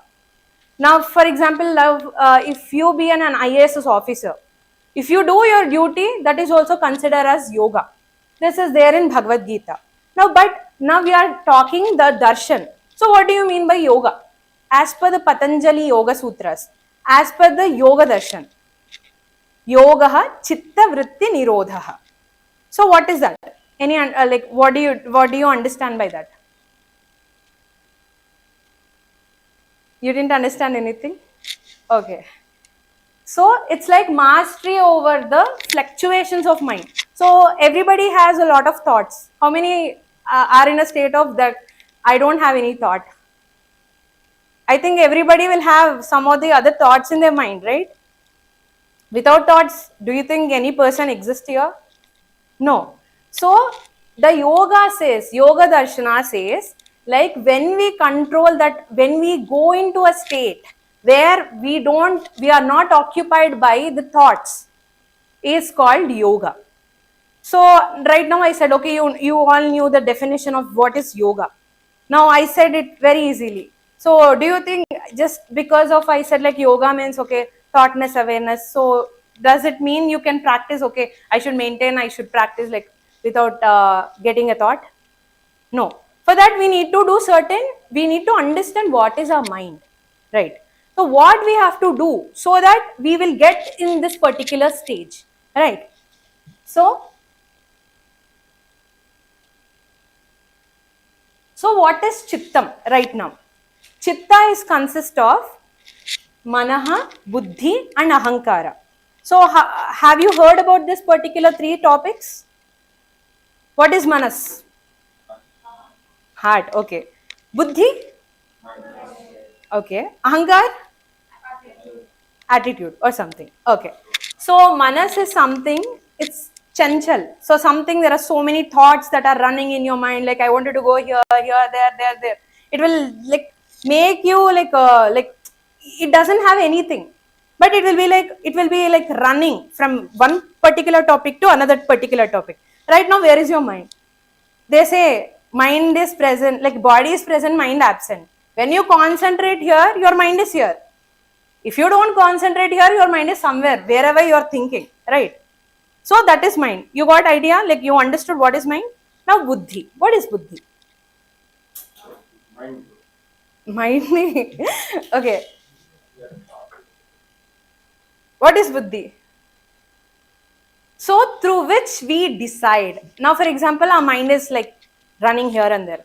Hey, shut up. Now I am writing something. I am in a class. So please hear. Somebody is deciding inside. No, you should not go there. You have to go here. Because do you have this particular thoughts in your mind? Like inside you.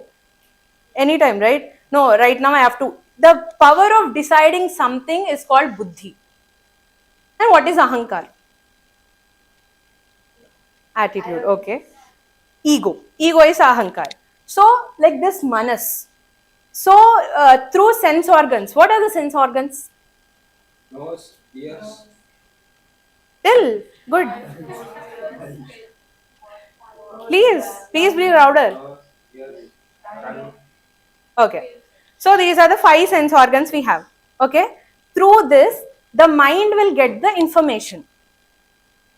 For example, let us take a person who is running. Who is walking in a garden or somewhere. So, through the sound, he observes, like he gets a knowledge that there is something around me. But with buddhi, with mind, he will decide, okay, this is an ox, this is a snake. Then with that expressions, he will decide, with his buddhi, he will decide, oh, this ox is very angry. Then what is ego? The ego will say, oh my god, since this ox is very angry, I have a threat. So it talks about I. Aham means Sanskritam. In Sanskrit, it is I. Ahankara means I. It always talks about I. So many people will say, like, how many people are scared of lizard? Or any other animal? Why? You have never seen, but since it is going somewhere, you will feel like, oh my god, it might do something to me. there is an impression inside you like it might do something. So I will be suffered because of that particular thing. So it is decided by ahankar. So this combination of these three is called chittam. Okay. So then what is yoga? Chitta vritti, the modification of the chittas, the thoughts, the waves that are going in our mind and stopping them is called yoga as per yoga darshan. Okay. So, yeah. So you can see through sense organs, it grasps the knowledge. What manas? Son, what is buddhi? It will decide what is, how it is looking, like what is that. And in ahankar tells things like, does I have threat because of this particular thing? Am I safe or like that? It is going to think. Okay. So now we have levels of mind. Okay, this chitta has the levels. So we often see all around, there are so many different people, right? Do you think everybody thinks alike? Maybe they might unite for a particular thing, but they will be going, right? So what do you think? What is the difference? Why are there is a lot of difference between each and every person? Yeah, why? Why do we have this particular different mindset? Dreams kaadu. Okay, tell me. Any, like, why you have? Any idea? Okay, so there are three gunas in this world: sattvic, rajas, tamas. Anybody heard about them? Okay, so sorry. Okay, so sattvic guna is like being very calm, very happy, like making yourself, your mind, like be peaceful. Rajasic is like, it's like always they are chanchal, like I want to do this. Right now their mind will be here and the next moment it will be going somewhere. And tamasic guna is it will be like, I don't care, it is like Pakistani terrorist, because I don't care, let me die, but I want my ego to satisfy. You know, you have seen this particular people now. So they know that they are burning. The Pakistani terrorists, you know, any terrorist, you know, they know they are burning. That's why they keep some bombs on them. They know that if it blasts, he will also die. No, but my ego should satisfy. Like somebody told, I listen to that. I want everybody to kill. I don't mind whether I die or not. This is this, you know, this moodha, this murkhatva is called tamasic guna. Okay, so the levels of mindset, the levels of chitta. Okay, so when there is a lot of like tamasic nature in us, it is called moodham. So chittam jadam bhavati. So there it will be like moodha. So that particular level is called, is moodham. Okay, so you can read. The mind is dull, confused, inactivate, and if they say, if I say this is black in color, they'll argue no, it's green in color or some other color, you can decide. So like that, whatever I say, it's right. So that is tamasic nature. So next, chittam. So chittam sarvatra dhavati. So it will run here and there. So here in moodham, the tamasic nature will be very high. So they'll always sleep, they won't move, they'll be very inactive, the world won't stop. They will be like, world, why should I have to live? Like the world will come for me. Why will I do? Like that. Okay. So when it comes to Shiptam, it is like Rajasic in nature. Today, right now, my mind is here. At the same time, it will go somewhere else. So it is Rajasic nature. Okay. Next, Vikshiptam. Kadachit Chittam will be very sthira. It will be like very. So at times it will listen. The chitta will be listening. At times it will like, whenever you as you are students, you want to wake up. You want to feel like I want to study. But when you sit, at times it won't listen to your mind, right? So this is called Vikshiptam. So there sattvic nature is there, but at times the samasic and rajasic nature will also come. So when you are in a sattvic that you wanted to read something in a calm environment, when sometimes rajasic nature will come, what happens to it? It will be like your mind will be thinking, oh, after exam I'll be going to go there, here. And if again tamasic nature will come, I'll like, I want to sleep. It will be like, okay. So ekagram. So ekagram means concentration. Other level of mind is ekagram. So the mind is concentrated on one particular thing. They won't see, you have any idea about Arjuna?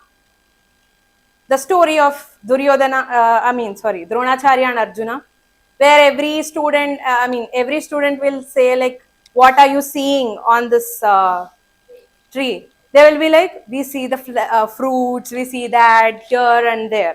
But Arjuna, when answer comes to Arjuna, how will answer? I can only see the eye of the, you don't know?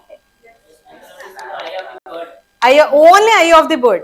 So that is called ekagra. So whatever we are saying, the chitta is only on there. That is called ekagra. So next, niruddham. This is the last stage. So here only the chitta will be merging. Like the world is merging with our soul is called. So we can't go to here. If we practice this particular thing, this is the last stage. And in this particular stage, the particular person, the soul will reside in his own state, and that is called yoga. So any doubts you understood? Is it clear? Okay. So then what happens if the chitta vritti nirodha happens? Tata drashtuhu. Drashtuhu is somebody, the soul, we are. Okay. Swarupe avasthanam. So he will be in his swarupa. What is that swarupa? The soul, consciousness, not having any thoughts inside. Okay. So right now I think we can't have we either end up in these 4 stages, right? So if we practice so much, we will be going to this 5th stage. Okay.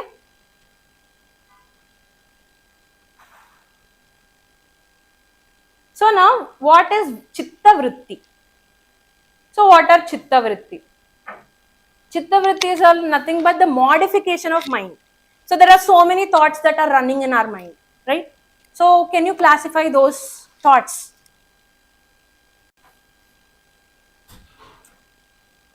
Any idea like how to classify those thoughts or something? If we stop that vrittis, the modification of that, we'll go into a stage of yoga.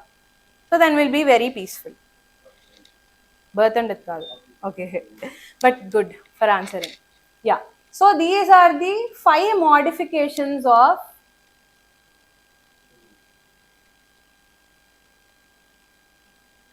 can you see? So pramana, viparyaya, vikalpa, nidra, smritayah. These are the 5 basic, these are the 5 modifications. So if you have to have any thought, only under these only you will have any thoughts. 1. Pramana. Right now whatever you are seeing me. So you can see, like it is live, you can see me, right? So like you have a proof that I am teaching. So you saw it. That is called pramana. So like it is yadardha gnanam. Right now you are seeing me. Then viparyaya. What is viparyaya? It is mithya gnanam, like false.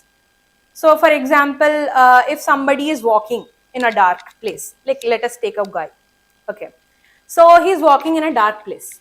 So when he walks, suddenly because of lack of light, he sees a wire or a rope and he thinks, oh my god, it is a snake.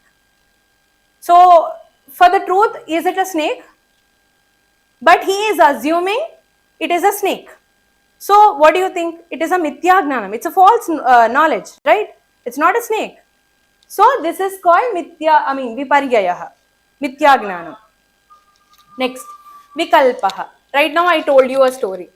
Have you imagined a guy who's walking with a snake in a garden, right? So do you think, is it right now happening? You have imagined in your brain. So it is imagination. So that is called vikalpaha. Kalpana in Hindi they'll say kalpan, to imagine, right? So like that you remember, vikalpaha. Okay. So next, nidra. So your mind will rest. When it will be resting, do you have any thoughts? It is in one particular stage. It is like sleeping, right? Then Smriti. Right now, if this class is interesting, you'll be listening here.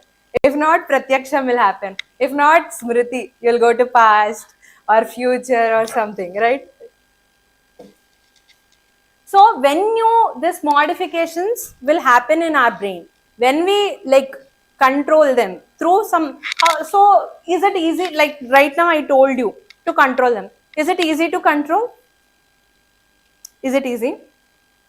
Then what we have to do? Any measures like what we can do? Any curious like you have any like interest like you want to control your mind thoughts or so that I'll be very peaceful. How many of you got? So how to తర్వాత చిత్తవృత్తి కథం నియంత్రేత్. So how to like control this అభ్యాస వైరాగ్యాభ్యాం తన్నిరోధః. So through practice and through detachment we can control all this chittavrittis. Okay, so what is this abhyasam? This is vairagyam. Any idea you understood? What do you understood? Vairagyam means? Huh? Okay, abhyasa means practice. Today when you go to a small kid, when I ask him to write a or something, today they might not write perfectly. But through practice, when they come to first, second, third class or in 10th class, they can easily write. So what is this practice? So make sure with consciousness, when we have conscious, when we take decisions consciously that I have to practice for this, we will practice. Otherwise, we'll be going with the flow, right? So with vairagyam means not getting attached to the object. Right now, if you like something, let us compare yourself as a kid and right now. For example, you love a chocolate. When you are in your young age, it will be like chocolate. You also like, no? So you'll be like, yay, I got chocolate. I want to eat that particular thing, and your mind will be very restless, right? Right now, if I give you chocolate, you'll be like, you're ready to give to somebody who is younger than you. Do you have attachment on that particular chocolate? If somebody asks you, if you give, oh my god, he's taking, your mind will think like that. No. So this is called detachment. You don't have any attachment to that particular chocolate. So similarly, you have to increase your detachment to the object by the passage of your time. If not, like it doesn't only mean chocolate, but any other object in your life that is going. With the passage of your age, you should also go further. So then only your mind will be peaceful, right? Otherwise, every day it will be gone. Every day it will be in a state of like depression, something, right? The minds will be always be in a smriti only, no? Right? So this is the solution, and I think it is also given in Bhagavad Gita. Okay. So there are certain like how to control this. It is given in Ashtanga Yoga. Okay. So through practicing this particular thing, we can like we can give discipline to our mind. So it will come to a particular stage that is called Ekagra, and then we will go to a stage that is called the last stage, where our chitta vrittis are gone. So when we practice, so right now you are students, you are studying for your exams or something. Do you think life will be very easy without any obstacles? I think there are so many obstacles will be coming. When you wanted to open your book, somebody will call you or something. You might not feel good, right? Everything might happen, no? So these all things might happen, right? So there are so many obstacles that we are going to get. So how to make sure we, in spite of getting a lot of obstacles, how can we control and raise above our nature and be happy and practice all this and go into that chitta vritti nirodha state? That we'll see tomorrow. Thank you. Any doubts you have? Understood, right? Any doubts?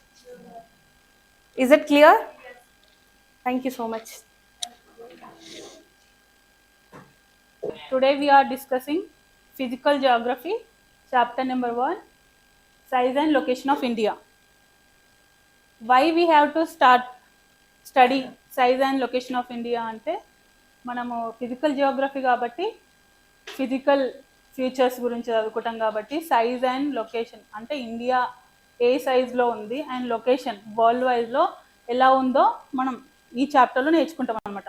First geographical area of India అంటే area, మన India యొక్క area వరల్డ్లో ఎంత అంటే 3.28 square kilometres. అంటే world మొత్తంలో area of India అంటే India ఉన్న సైజ్ అనేది, ఇండియా ఎలా ఉంటుంది మనకు